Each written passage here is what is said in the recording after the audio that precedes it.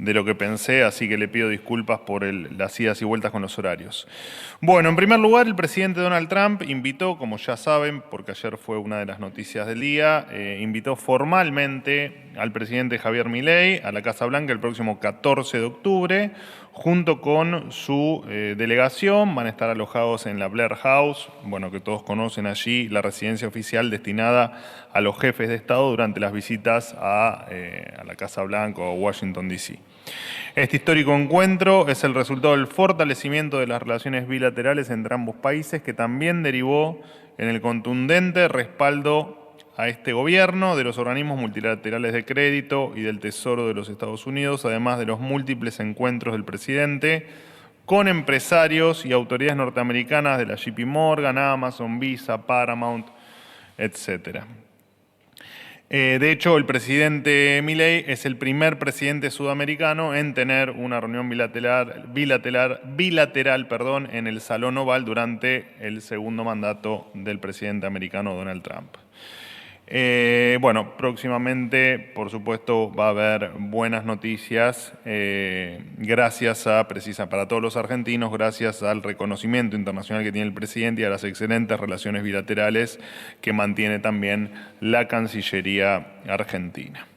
En segundo lugar, ayer lo conté por Twitter, pero como por supuesto no todo el mundo lee Twitter, quería hacer un apartado en esta conferencia para contarles que el Ministerio de Capital Humano, con la implementación de ANSES, se van a empezar a ofrecer descuentos para jubilados y pensionados entre el 10 y el 20%.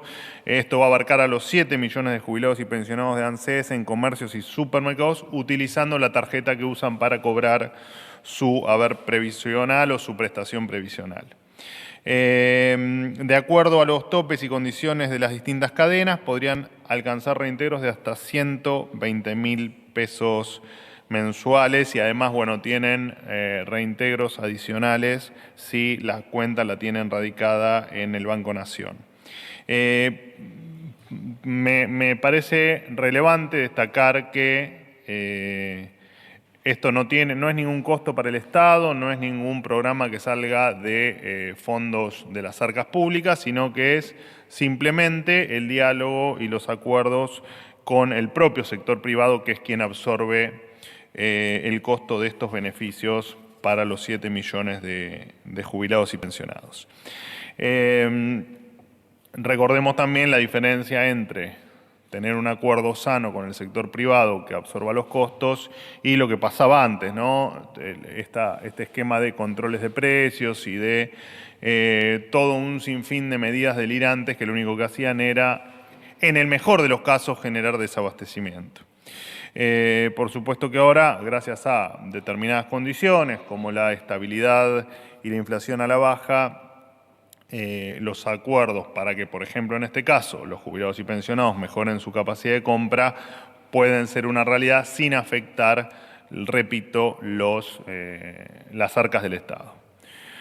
Por otro lado, contarles también que el Ministerio de Justicia tomó medidas para evitar el desabastecimiento de chapas patentes. Con ese objetivo se impulsaron 2 concursos de precios con empresas privadas y por primera vez en la historia una licitación pública para la provisión de chapas se hizo realidad, terminando con el monopolio de la Casa de la Moneda. Este era un esquema propiciado por el gobierno anterior que había generado desabastecimiento de patentes costosas y con material de mala calidad. Con esta nueva licitación habrá más patentes de mejor calidad y a menor precio. La apertura de las ofertas será el próximo 3 de octubre, o sea, el próximo viernes, en el marco de una licitación pública y cubrirá la demanda anual del mercado. Cabe destacar que desde el 1 de septiembre último ya está normalizada en todo el país la entrega de patentes para vehículos 0 kilómetros. De esta manera, el Gobierno Nacional además garantiza la provisión de estas patentes de aquí en adelante en todo el país. Ahora paso por un segundo al Ministerio de Salud. Quiero destacar que a un mes de la intervención de la Agencia Nacional de Discapacidad, conocida como ANDIS, la auditoría sigue en marcha y cuando la misma finalice vamos a dar a conocer cada uno de los resultados arrojados por esa auditoría. En este sentido, es importante destacar que la Agencia Nacional de Discapacidad avanzó en un convenio con el RENAPER, con el Registro Nacional de las Personas, para consolidar la validación digital de identidad de cada persona y evitar así que se transfieran beneficios por personas fallecidas. Asimismo, se está trabajando con la Secretaría de Innovación para digitalizar procesos y dejar el papel atrás, un formato, por supuesto, antiguo y que ya no tiene sentido en los tiempos que corren, porque además colabora a que la burocracia sea lenta y funcione mal para todos. En cuanto a las pensiones por invalidez, la auditoría que arrancó al inicio de la gestión nunca se detuvo, continúan y al día de hoy se contabilizan 81.159 bajas efectivas entre fallecimientos y renuncias. Una de las condiciones para recibir la pensión por invalidez laboral es actualizar la dirección para poder recibir las notificaciones que por cuestiones judiciales tienen que ser postales. Había un gran número de direcciones postales desactualizadas que resultó que en muchos casos quienes recibían la pensión no recibían las notificaciones. A partir de esto, Andis incorporó en su web un botón para que la gente pueda actualizar su dirección de una manera simple y sin salir de su casa. No es engorroso y lo pueden hacer absolutamente todos. Por otro lado, la Andis abrió 2 nuevas sedes de atención con el objetivo de agilizar trámites y evitar filas a los beneficiarios, una en Paraná, en Peatonal San Martín 505 y la otra en la Ciudad de Buenos Aires, en Ramsay 2250, con atención de lunes a viernes. De esta forma, la Agencia Nacional de Discapacidad trabaja para mejorar la gestión del organismo y que la atención a las personas con discapacidad sea, como queremos todos, cada vez más eficiente. Por otro lado, supongo que aparecerán ahí en pantalla, una es la deuda de IOMA con el Garraham al 30 de septiembre, 5.709 millones de pesos, y la deuda de Provincia de Buenos Aires, del Gobierno de la Provincia de Buenos Aires, con SAMIC, de 425.000 millones de pesos y algún peso más. Son datos que reflejan la absoluta hipocresía de quienes votaron la emergencia en discapacidad y marchan en nombre de la salud, mientras le debe plata a los hospitales que dicen defender y que claramente no lo hacen. Es la hipocresía también de los que marchan por la actualización del Nomenclador Nacional de Discapacidad, mientras en sus propias jurisdicciones pagan incluso mucho menos. Quiero dar, más allá de que tiene algunos días, algunas precisiones sobre los datos de pobreza que publicó el INDEC y, como ustedes saben o quienes siguen los informes del INDEC, ocurre una vez cada 6 meses. Durante 8 años, entre 2007 y 2015, los datos fueron falseados. La manipulación de las estadísticas públicas fue tan obscena que incluso entre 2013 y 2015 se dejó de medir. En 2015 el ministro de Economía, de aquel entonces decía, y seguramente todos ustedes lo recuerden, bueno, algunos son muy jóvenes, por ahí no, pero casi todos lo recordamos, allá en el 2015 el ministro de Economía decía que definir cuántos argentinos eran pobres era una pregunta bastante complicada, que no tenía el número exacto, de por sí es gravísimo esa frase, y que además medir la pobreza resultaba estigmatizante. De hecho, el jefe de gabinete en aquel momento aseguraba que había menos pobres que en Alemania, y la expresidente, sin respaldarse en estadísticas oficiales, sostenía que la pobreza se ubicaba por debajo del 5%. Mientras tanto, las estimaciones privadas de aquel momento las daban, había que multiplicar ese número varias veces para tener un número cercano a la realidad.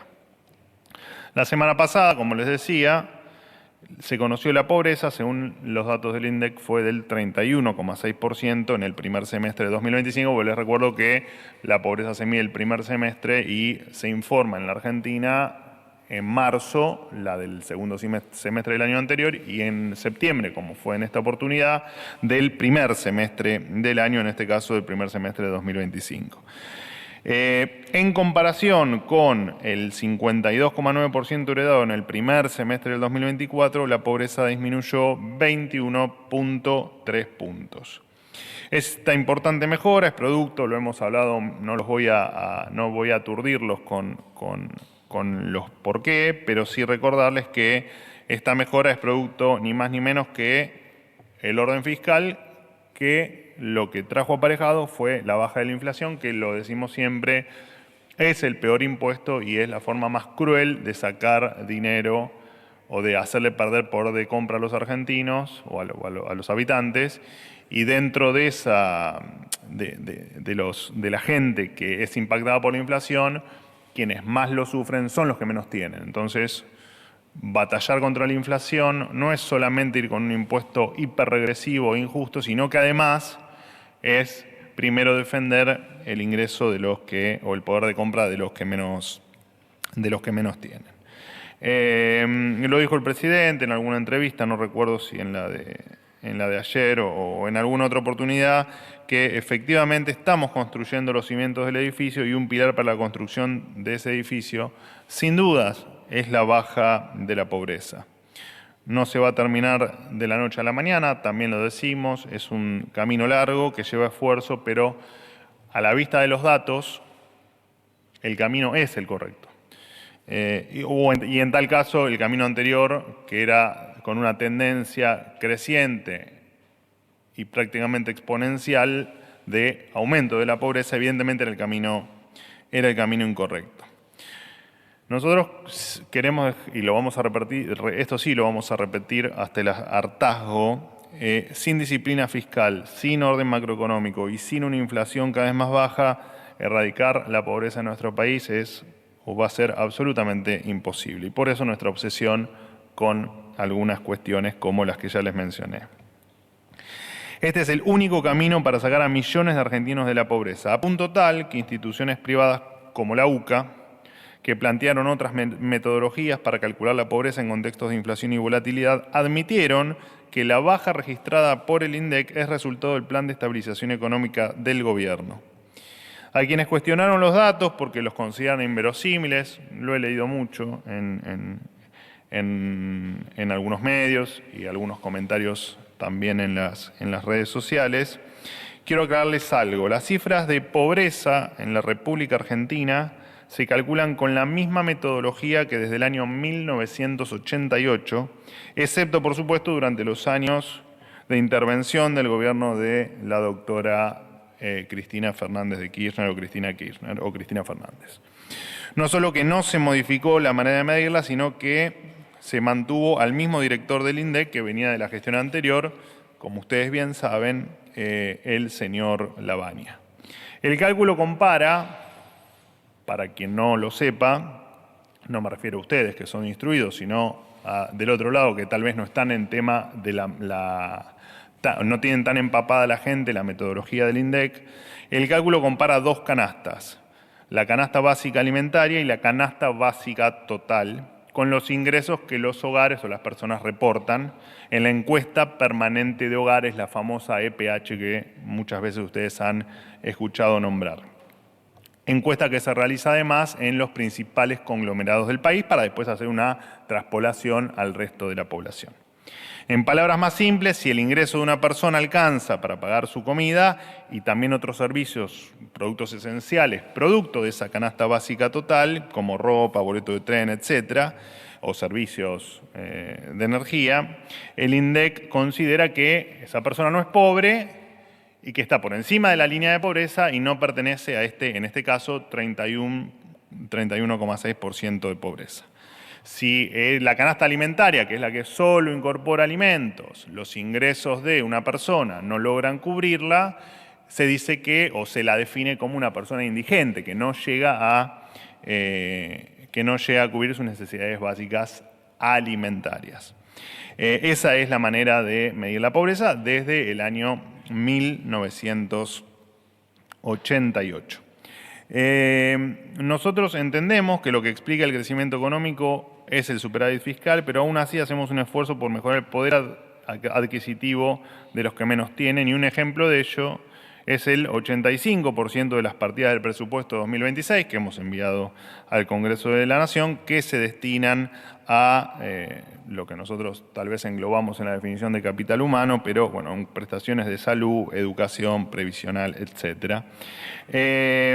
Más, por supuesto, cuestiones como las que acabamos de anunciar de los descuentos para, donde el sector privado se suma a colaborar con descuentos para estos grupos sociales o estos grupos de personas.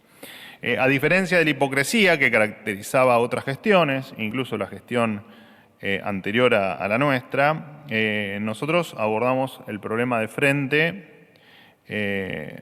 y trabajamos desde los cimientos. Nosotros sabemos que el camino no se iba, o que el resultado no iba a estar de un día para el otro. Lo vengo diciendo y yo recuerdo mis propias conferencias donde explicábamos los meses complejos que íbamos a vivir durante 2024, el crecimiento de la economía que íbamos a tener en la segunda parte del 2024, como también ahora entendemos que estamos en momentos donde todavía queda muchísimo por hacer y estamos haciendo todo, absolutamente todo, para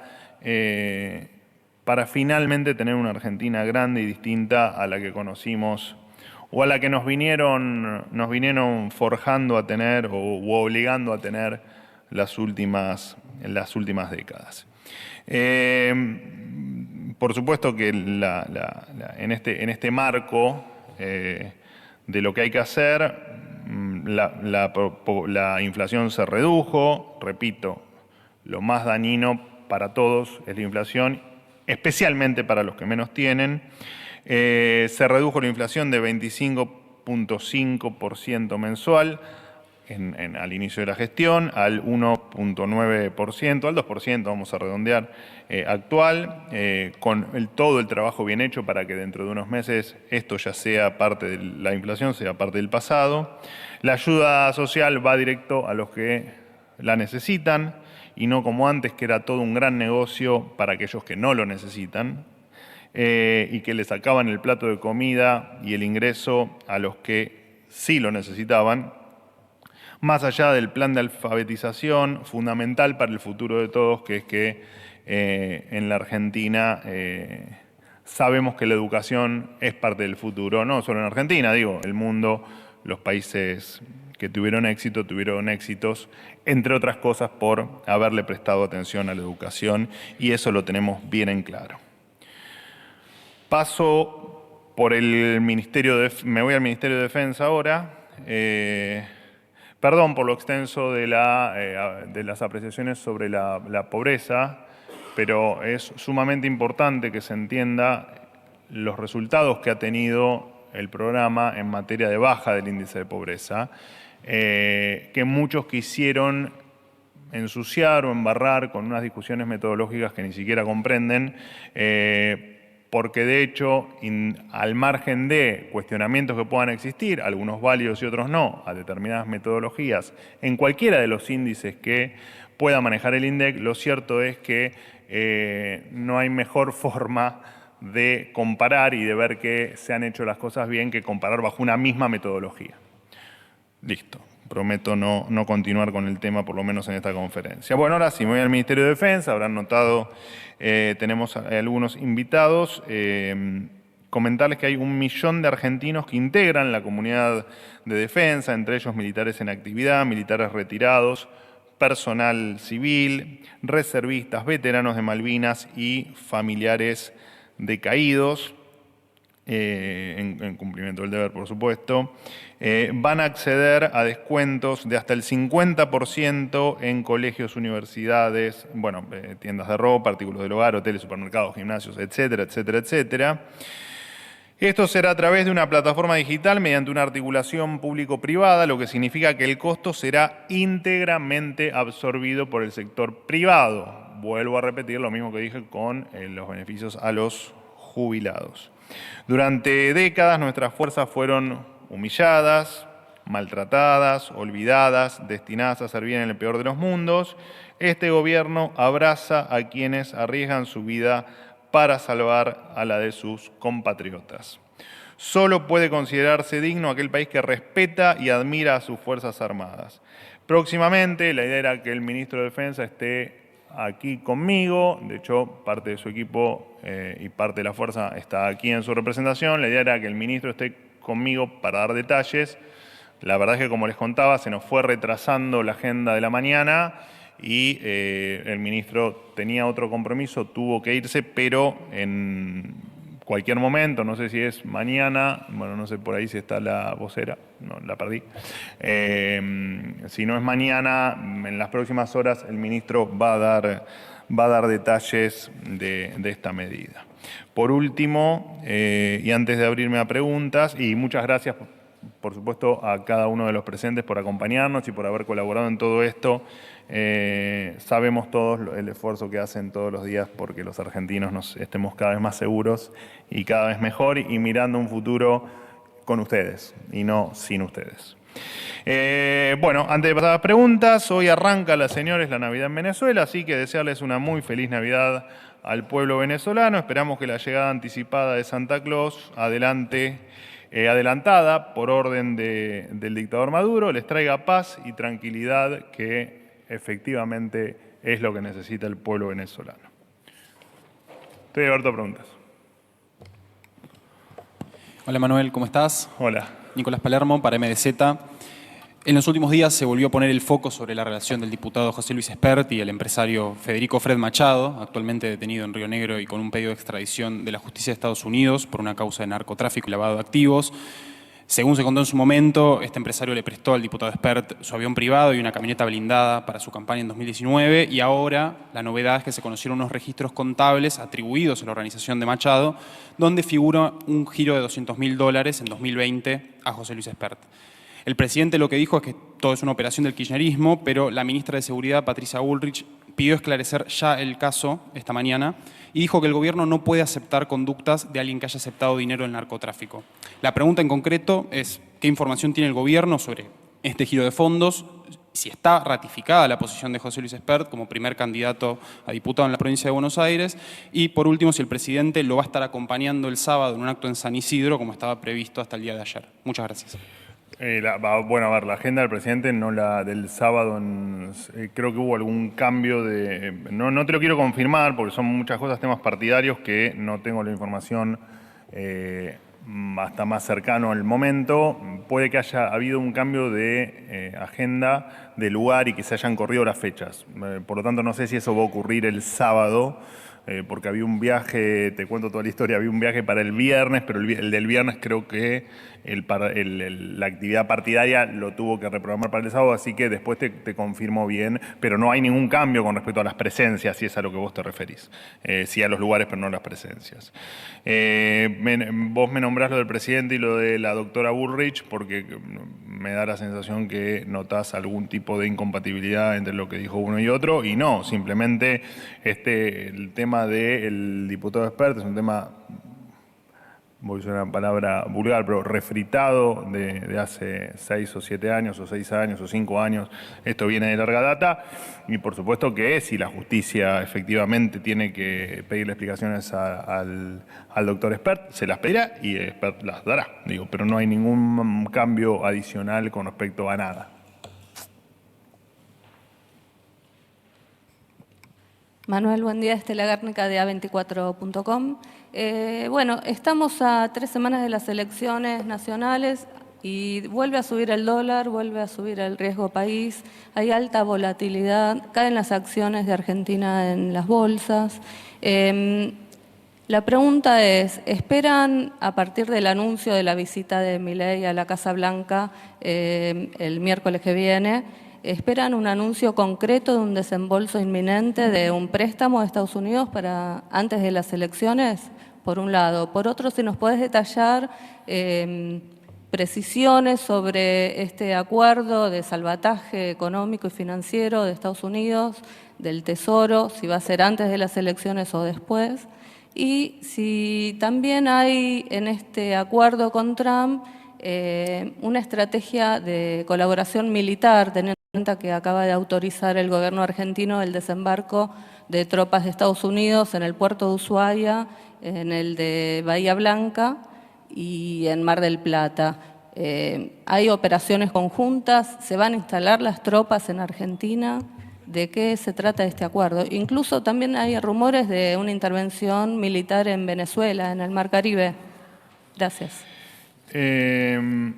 Bueno, se los hice la otra vez, como nadie me presta atención, se los vuelvo a hacer. Estoy en modo paz, ¿viste? Estoy en modo tranquilo.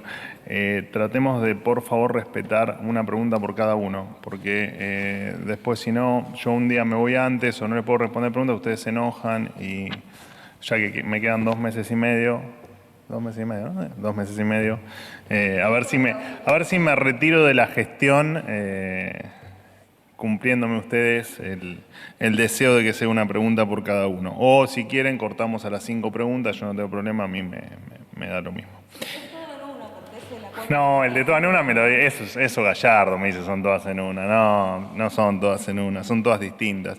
Mirá, la agenda con respecto al 14 de octubre, jornada que se va a realizar, actividades que se van a realizar todas en ese día en la Casa Blanca, va a ser un solo día de actividades.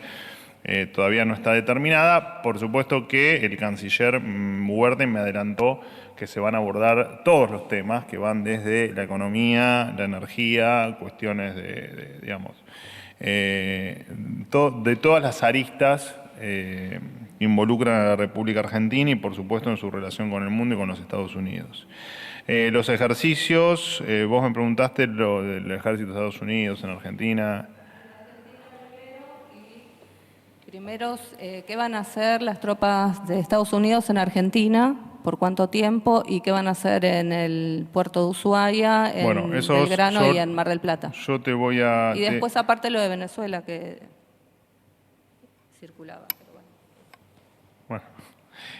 Los ejercicios de las fuerzas especiales de nuestras fuerzas, con la fuerza de Estados Unidos, se vienen planificando desde principios de este año. Son entrenamientos que brindan la posibilidad a nuestras fuerzas especiales de entrenar con unidades de élite norteamericanas en diversas técnicas y ambientes a los efectos de que nuestras fuerzas puedan cumplir con la misión estratégica que es básicamente defendernos, defender al país, defender a la República Argentina.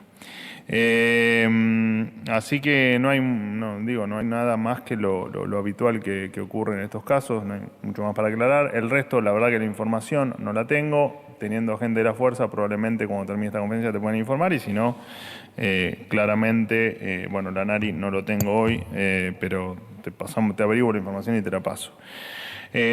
Con respecto a la visita a Estados Unidos, los equipos técnicos están trabajando, incluso previo al anuncio que se hizo, al anuncio que hizo Scott Bessent, ya los equipos técnicos estaban trabajando. Cuando haya novedades, el otro día el ministro Caputo lo dijo en una conferencia, creo que lo dijo en una conferencia, en una pregunta que le hicieron ustedes al pasar, especialmente el equipo económico no suele adelantar la información antes de que ocurra, así que no vas a tener esa información hasta que ocurra. Así que paciencia. Hola, buen ¿Cómo anda? día. ¿Bien? Muy bien. Gustavo Buarap, Grupo Medios Andinos, Aconcagua Radio de Mendoza. Karina Milei va a ir al Congreso, va a comparecer, y lo otro que quiero preguntarle es si sigue en pie. El gobierno promulgó, pero no reglamenta. ¿Ustedes siguen diciendo ¿Qué? ¿Cómo? la ley de discapacidad? Ah, sí.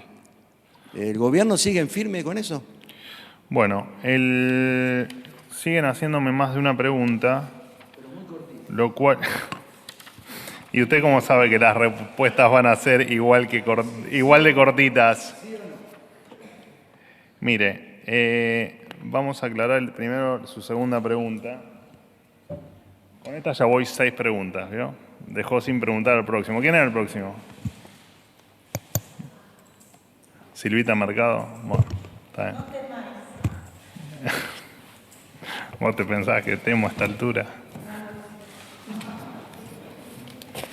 En esa postura empiezo a temer, te digo. Bueno, no, pero nos queremos nosotros. Vos sabés que nos queremos. En las diferencias y en las similitudes. Sos de las pocas liberales que hay acá aparte, así que, aunque no te crean, pero yo te considero una liberal. No sé si de pura cepa, pero una liberal al fin. Veremos. Bueno, con respecto a la ley de discapacidad, el gobierno no la suspendió. La ley nació virtualmente suspendida porque el propio Congreso, en el artículo 5 de la ley 24.629, dictada por el propio Congreso Nacional, dice que toda ley que autorice o disponga gastos deberá prever en forma expresa el financiamiento de los mismos, caso contrario quedará suspendida su ejecución hasta tanto se incluyan las partidas correspondientes en el presupuesto nacional. Por lo tanto, lo que hizo el Ejecutivo fue simplemente limitarse a cumplir con la manda legal de promulgar la ley, tal como estamos, por supuesto, obligados, y remitirla al Congreso a los efectos de precisamente que el Congreso pueda cumplir con el artículo 5 que ha incumplido. De igual manera, y como para aclararlo, y sin perjuicio de lo que le acabo de decir, y dado que además es voluntad del Poder Ejecutivo dar respuesta a partir del 1 de octubre al reclamo de actualización formulado por los prestadores del sistema de prestaciones básicas de atención integral, es que el jefe de gabinete de ministros dispuso una readecuación de partidas, publicada el mismo día en el Boletín Oficial, a fin de que hasta tanto el Congreso de la Nación incluya en el presupuesto nacional las fuentes de financiamiento correspondientes, según lo que decía el artículo 5 de la ley, promulgada por el propio Congreso Nacional, en su momento, o sea, hasta que las incluya en el presupuesto nacional, se van a readecuar recursos de la Administración Pública Nacional para financiar la actualización. Los diputados de la Nación deberían, lo dijimos en otras oportunidades, pero también es bueno recordarlo, como requisito mínimo para ejercer sus cargos, conocer y respetar las leyes que ellos mismos efectivamente redactan y votan, aprueban y después el Ejecutivo promulga. Así que ese es un poco el tema con la ley de discapacidad que usted preguntaba. Y con respecto al otro tema... Ya lo sabe usted. Y si le estoy preguntando... Bueno, Silvita, seguís si vos. va a comparecer Karina Milei ante la comisión. Es difícil mantener la paz con ustedes, es una cosa de ribotril. ¿Cómo? Si va a comparecer Karina Milei ante la comisión investigadora parlamentaria, que ya 2 veces la convocó. Lo dije el otro día. Y hay un acta que pueden firmar y pedirle a un juez, si va a ser necesario que se le pida a un juez para que se presente. Lo dije el otro día, no he hablado la verdad que no he hablado con la señora Milei del tema, pero lo dije el otro día, va a cumplir con toda la normativa y con todo lo que ella considere prudente hacer. Silvia. Manuel, para Radio con Vos, Silvia Mercado, te quiero preguntar sobre las declaraciones de los 6 gobernadores que ayer se reunieron en Puerto Madryn, estos 6 gobernadores que conformaron Provincias Unidas. Y sobre todo me llamó la atención el discurso de uno de ellos, el gobernador Valdés, que dice que cuando vienen a Buenos Aires, cuando vamos a Buenos Aires, nos ningunean, nos destratan, no nos atienden. Mi pregunta es, ¿por qué se ha dado esto? ¿Por qué este vínculo tan nocivo entre el gobierno nacional y los gobernadores? Aún los gobernadores, en palabras tuyas, más liberales, digamos, más cercanos a la posición de Javier Milei. Liberal te dije a vos, no a ningún gobernador en particular. Habrá gobernadores más liberales que otros, por supuesto. Yo soy ñoña republicana. Sos una ñoña republicana, no me digas, me muero. Bueno, voy a tener que rever el concepto hermoso que tenía sobre vos y... Lo que pasa que, bueno, tal vez algún día antes de mi retirada, el 9 de diciembre hablemos de los ñoños republicanos, ¿te parece? Así no enchastramos esta hermosa conferencia. A ver... primero hay digamos, un error de base cuando se dice eso. Este es un gobierno que, de hecho, hace 15 días la decisión del presidente de la Nación y además la intención del jefe de gabinete de ministros de fortalecer aún más la relación con las 24 jurisdicciones o de las 24 jurisdicciones con quien quiera, por supuesto, tener una relación sana y republicana y democrática con el Gobierno Nacional, fue la creación del Ministerio del Interior, y Lisandro Catalán precisamente está llevando adelante ese fortalecimiento de las relaciones con los gobernadores, charlas y reuniones que venía teniendo el Gobierno Nacional desde siempre.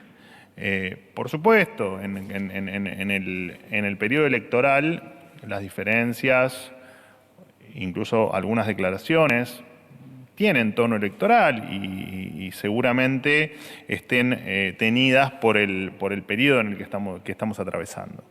Pero el Gobierno Nacional tiene el diálogo abierto con todo gobernador que quiera dialogar con el Ejecutivo Nacional. Eso fue siempre así, independientemente de las declaraciones. Vos me marcás una, pero digo, seguramente en estos 20 o 21 meses hubo un montón de otras declaraciones de los gobernadores, pero estamos abiertos siempre al diálogo con todos y especialmente con los gobernadores, que te repito, acabamos de fortalecer la relación, o fortalecer al ex secretario o al ex viceministro Catalán en un Ministerio del Interior que se aboque específicamente a eso, y donde entenderás que el presidente de la Nación fue uno de los impulsores y efectivamente el jefe de gabinete de ministros es otro. Y además, bueno, tal vez recordarás la foto de donde se anuncia la creación del ministerio y el nombramiento del doctor Catalán al mando del ministerio. También estaba el ministro Caputo, ministro que se lleva bien y dialoga con todos los gobernadores y tiene una excelentísima relación. Eso de que no hablamos con nadie, que no es así, nunca fue así, a pesar de que haya periodos como este, que son los periodos electorales, donde tal vez en las declaraciones, bueno, se marquen más las diferencias, pero no es más que eso.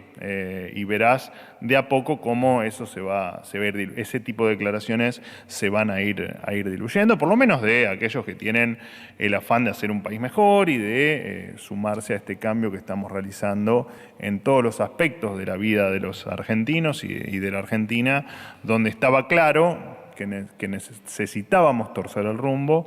Lo hicimos.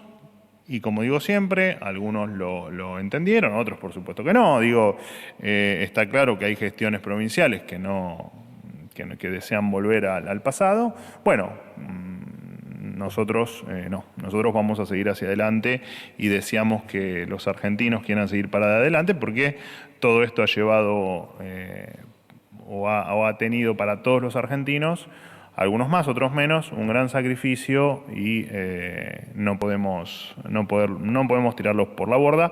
Y hay un montón precisamente de gobernadores que así lo entienden, y ya que sos una ñoña republicana, entenderás que es lo mejor que le puede pasar a la Argentina, ¿no? Que efectivamente muchos gobernadores entiendan hacia dónde estamos yendo, qué es lo que estamos haciendo, y que a pesar de las circunstancias y a pesar de la diaria, como le decimos nosotros, el final del camino es de una Argentina mejor. Bueno, ¿listo? No me digas. Última pregunta. ¿Cuántas vamos? El último, ¿Quinto? ¿Cómo estás, Manuel? Buen día. Pablo, querido, Lapuente. ¿cómo andas? ¿Bien? Muy bien, ¿vos? Bien, quería me retomar... acabas de romper la ilusión de que me iba, pero... El último, muy breve, para retomar un poco acá la agenda del colega Nicolás Palermo. Quería leerte la declaración explícita de la ministra Patricia Bullrich, si mal no recuerdo, en Radio La Red esta mañana. Dice: imagínense que nosotros que combatimos el narco no podemos aceptar conductas o personas aliadas al narcotráfico, no aliadas, sino que hayan recibido plata, y le pide explicaciones a José Luis Espert, que fue el candidato designado por el presidente en la provincia de Buenos Aires, y esa es la postura del gobierno, si le van a pedir explicaciones, y si evalúan eventualmente pedirle la renuncia a José Luis Espert a partir de una denuncia que no es en Argentina, sino que es en Estados Unidos. Te repito, me parece que hay un error en la lectura de lo que la doctora Bullrich se refirió. Efectivamente, lo que dice la doctora Bullrich es correcto. Nosotros no permitimos, de hecho, si hay alguien que ha combatido el narcotráfico es este gobierno, y uno de esos brazos ejecutores fue efectivamente la doctora Bullrich. No llama la atención. Por eso, si la justicia, donde tiene que dar explicaciones expertas, en caso de tenerlas que dar, es en la justicia. Esto es un tema que, antes de estar en el gobierno y antes de, cuando estaba sentado, no sentado ahí porque nunca fui acreditado de Casa Rosada, pero sí cuando tenía trabajos similares a los que tenés vos hoy, eran temas recurrentes que cada vez que había una campaña electoral ocurrían. Por eso, sí, lo que dijo la doctora Bullrich, que de hecho creo que ahora iba a hacer alguna aclaración por la malinterpretación que hubo, efectivamente nosotros lo combatimos con todo el poder que tenemos, el narcotráfico, para que no haya un narcotraficante más en Argentina. Si el doctor Espert, la justicia lo cita, tendrá que dar las explicaciones, por supuesto que sí, pero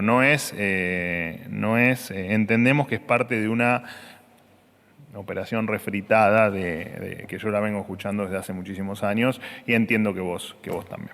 ¿Listo? Chau, gracias.